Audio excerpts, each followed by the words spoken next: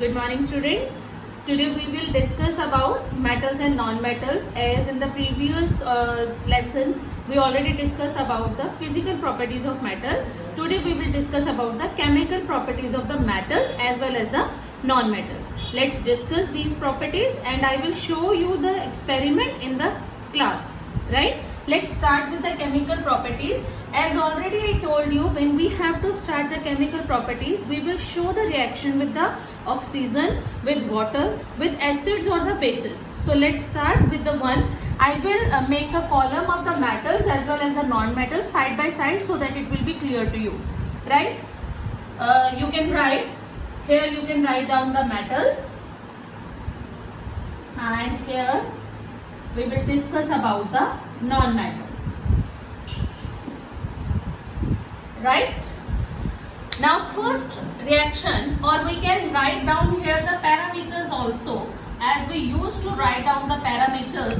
So first parameter is, right? First parameter is, we are going to discuss about the parameter number 1, that is reaction with oxygen.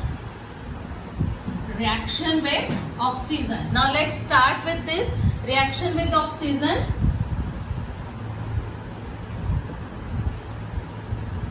Firstly, what we had discussed about the metals, we had discussed the different metals, that is the calorie nahi, calcium maange, all time zinc ke, fan ban jao. Right? So we will choose the first two metals, like what we had done, calorie as well as nahi, sodium. Then you can write here sodium. Whenever sodium react with the oxygen, it will form its oxide, that is NaO. Whenever we will show the reaction with the sodium, Na2O, right? Na2O sodium oxide. We can take another example, magnesium plus oxygen, it will give rise to MgO, that is magnesium oxide. That is magnesium oxide. You can here write down sodium oxide.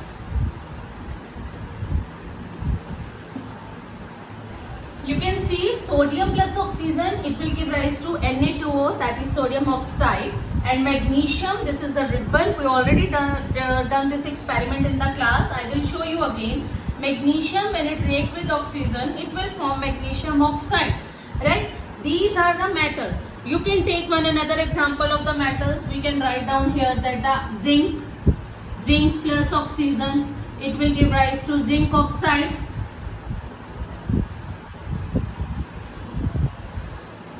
These are the metals. Whenever these metals react with this, they will form their oxides. Now we will come to the non-metals. Non-metals react with oxygen to form the oxides. Yet same, these are also form their oxides. Like you can see, non-metal what we had discussed, that is the carbon. Carbon plus oxygen, it will form the carbon dioxide. Right? We will see carbon plus oxygen, it will form carbon dioxide. Right? Similarly, sulfur plus oxygen, sulfur dioxide. Right? Sulfur plus oxygen, that is sulfur dioxide. And one important thing, I am just telling it to you here. We will check the nature of these compounds. We will check the nature of these compounds, that what will form when we are forming this carbon dioxide, sulfur dioxide, magnesium oxide, zinc oxide. Here I am giving you the one tip. Right? Note down that tip, BMW.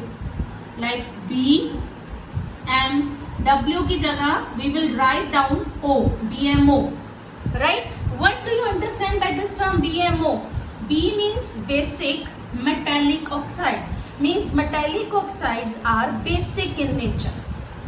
Right? Metallic oxides are basic in nature. We had discussed the acid base salt chapter. So we know what is the color of the red litmus paper as well as the blue litmus paper. Metallic oxide. These metallic oxides are basic in nature. Now I am just showing it to you.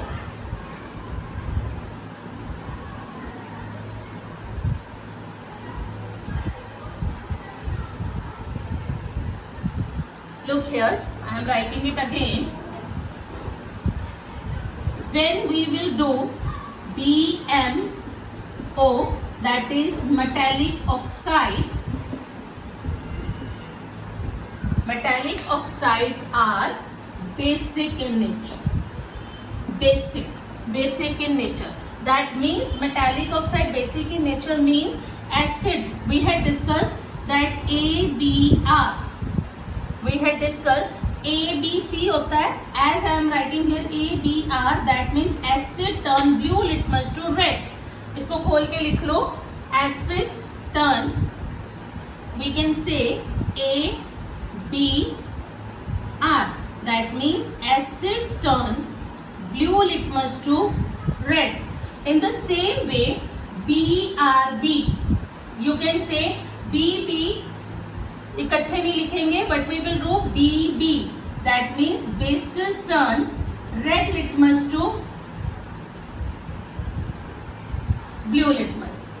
Is that clear? So what I had written here, metallic oxides. Metallic oxides are basic in nature.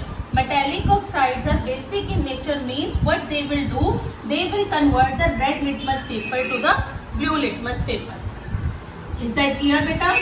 So similarly, when we will frame like sulfur dioxide, and after that what we will do, sulfur plus oxygen, it will give rise to sulfur dioxide, and this sulfur dioxide we will add a drop of water and it will form H2SO3.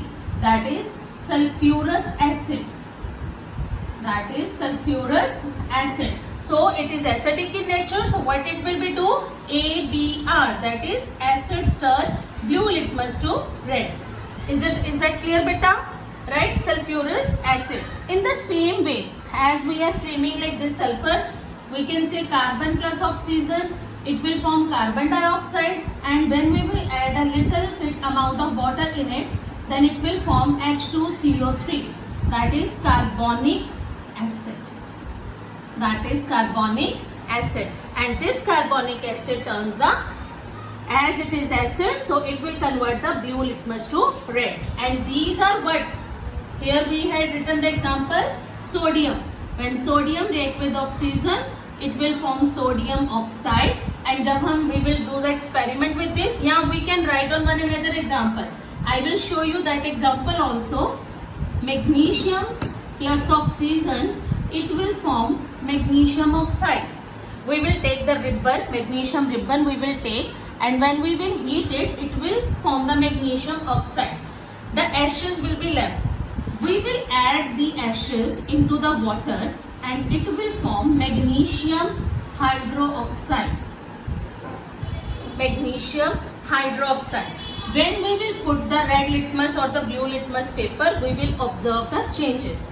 Is this clear, beta? Right? Now the second parameter we will write down here, that is reaction with water.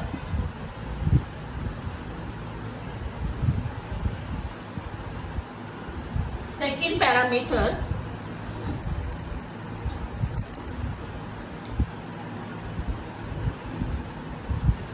reaction with water. Now again what we will do, we will take the two examples of the metals or the non-metals.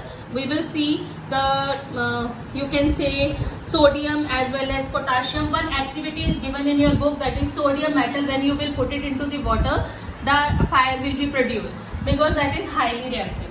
So we can write down when the sodium or the potassium, it will react with water.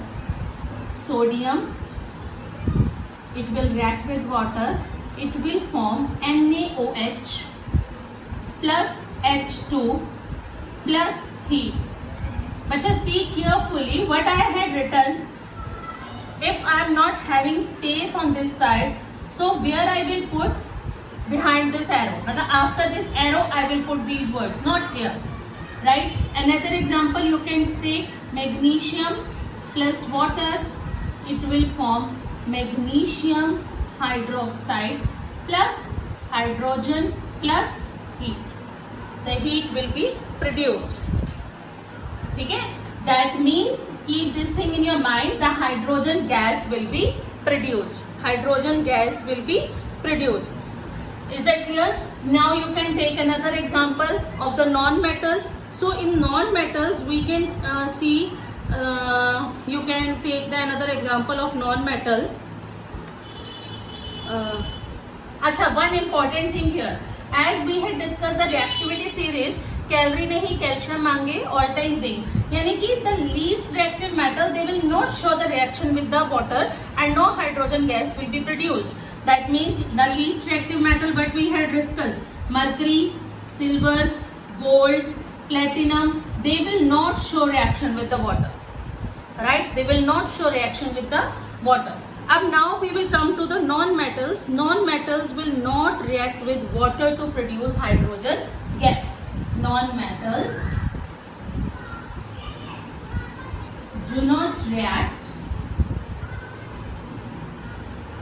with water to produce hydrogen gas. Is that clear, beta? Is that clear? Non-metals do not react with water to produce hydrogen gas. We had discussed that non-metals do not react with water, right? As I told you that non-metals do not react with water, but non-metals are quite reactive. These are not react with water, but these are quite reactive. Please note down here that non-metals do not react with water,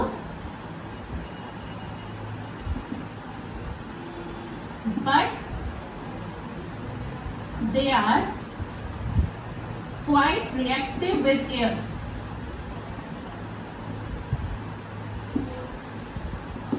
These are quite reactive in air. Like air में these are very much reactive. So this is the reason these are stored in water.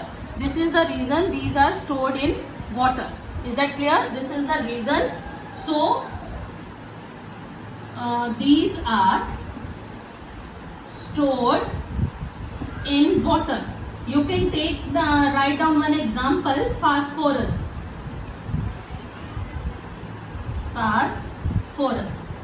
Phosphorus is a quite reactive element, non-metal, and it catches fire. If it is exposed to the air, it catches fire. So it should be stored in the water.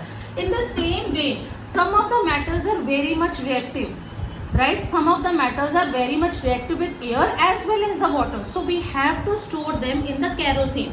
I gave you the example, sodium. Sodium, and you can write